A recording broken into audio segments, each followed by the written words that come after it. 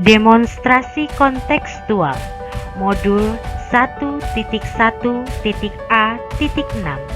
Dasar-dasar pemikiran Ki Hajar Dewantara. Assalamualaikum warahmatullahi wabarakatuh. Perkenalkan, nama saya Ina Aprianti, calon guru penggerak dari SMA Negeri 7 Tanjung Pinang. Izinkan saya untuk menyampaikan dasar-dasar pemikiran Ki Hajar Dewantara. Pemikiran besar yang dilahirkan dari buah karya Ki Hajar Dewantara sangat melegenda di benak masyarakat Indonesia.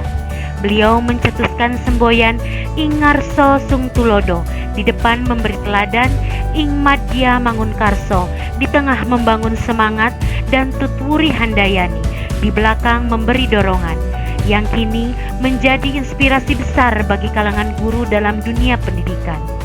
Bahkan jika kita kontemplasi dengan penuh renungan makna, maka semboyan legendaris tersebut lahir dari rentetan pemikiran beliau dalam upaya memajukan pendidikan bagi bangsa Indonesia. Menuntun segala kodrat yang ada pada anak-anak sehingga anak dapat mencapai titik keselamatan dan kebahagiaan yang setinggi-tingginya.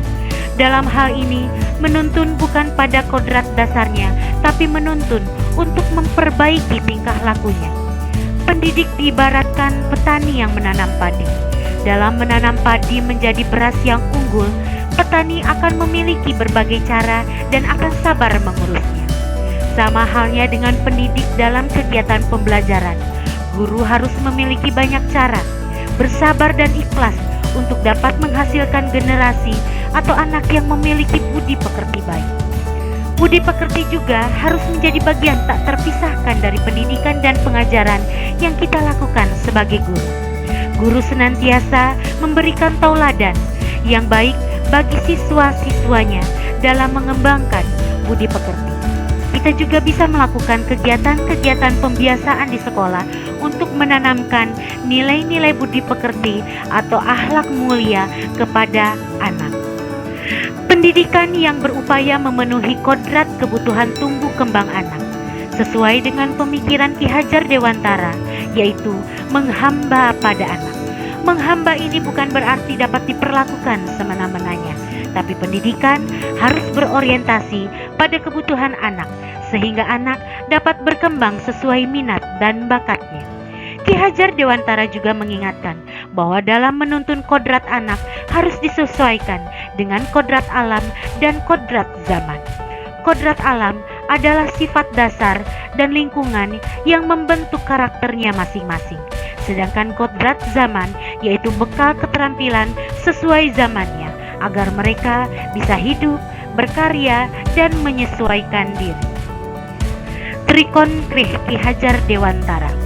Continue, artinya pengembangan yang dilakukan harus berkesinambungan, dilakukan secara terus-menerus dengan perencanaan yang baik. Suatu kondisi yang baik tidak mungkin dapat dicapai dalam sekali waktu seperti sebuah sulap.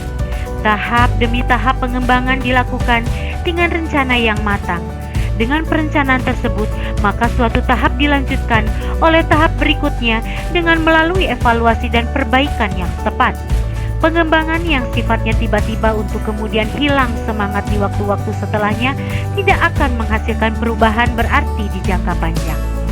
Konvergen, artinya pengembangan yang dilakukan dapat diambil dari berbagai sumber di luar, bahkan dari praktik pendidikan di luar negeri, seperti yang dilakukan oleh Ki Hajar Dewantara ketika mempelajari berbagai praktik pendidikan di dunia.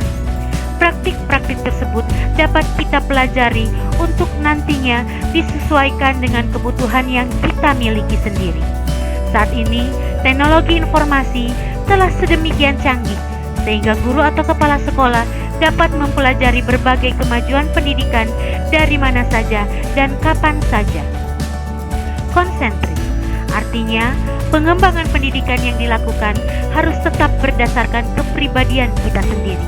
Tujuan utama pendidikan adalah menuntun tumbuh kembang anak secara maksimal sesuai dengan karakter kebudayaannya sendiri. Oleh karena itu, meskipun Ki Hajar Dewantara menganjurkan kita untuk mempelajari kemajuan bangsa lain, namun tetap Semua itu ditempatkan secara konsentris dengan karakter budaya kita sebagai pusatnya. Pendidikan yang menggunakan teori dan dasar kebangsaan bangsa lain secara langsung tanpa mengkaji ulang, menyesuaikan, dan mengevaluasinya tidak akan menghasilkan suatu kemajuan. Esensi Merdeka Belajar, pendidikan yang mendorong perkembangan siswa, yaitu pendidikan yang mengajarkan untuk mencapai suatu perubahan dan dapat bermanfaat di lingkungan masyarakat. Merdeka Belajar memberikan kebebasan kepada anak untuk berekspresi, berinovasi, berkarya, dan berkolaborasi tanpa paksaan dan ancaman hukuman. Hal terpenting untuk diingat, setiap orang menjadi guru, setiap rumah menjadi sekolah. Pendidikan dapat diperoleh di mana saja, kapan saja, dan dari siapa saja. Sekolah bukan satu-satunya tempat untuk memperoleh pendidikan. Setiap rumah adalah sekolah, setiap sekolah adalah rumah, bahkan di jalan ataupun di hutan, kita dapat belajar sesuai kodrat. Pendidikan tidaklah terbatas hanya oleh dinding-dinding kelas yang selama ini kita lihat. Implementasi di sekolah. Guru sebagai pendidik yang tidak hanya mentransfer ilmu, tetapi juga mentransfer nilai-nilai budi pekerti untuk menciptakan pembelajaran yang berpusat pada siswa. Interaksi dengan siswa. Perencanaan pembelajaran yang variatif berdasarkan karakteristik peserta didik dan menciptakan lingkungan belajar yang menyenangkan.